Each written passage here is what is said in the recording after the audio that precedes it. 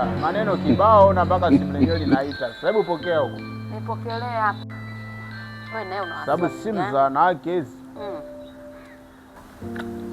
Halo mwanangu. Imani uko salama. Wacha njema kabisa.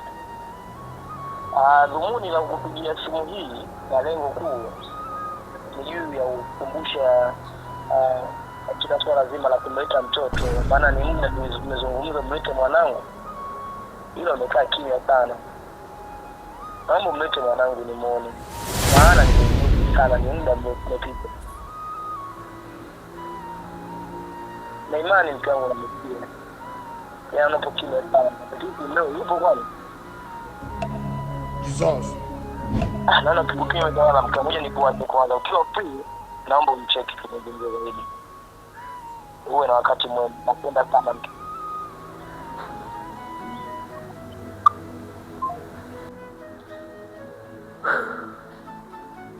Na haya ndo madhara ya kupokea simu za wanawake.